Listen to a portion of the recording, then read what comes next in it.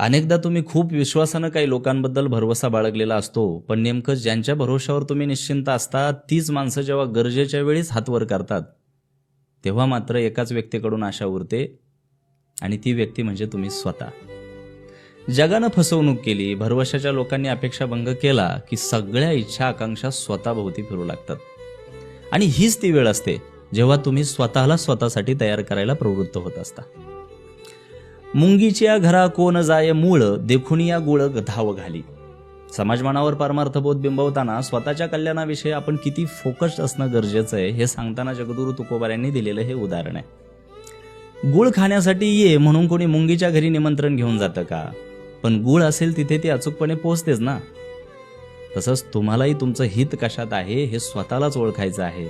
आता कोणाचाही भरवसा न बाळगता स्वतःची जबाबदारी स्वतः घेऊन आयुष्य जगायचं आहे.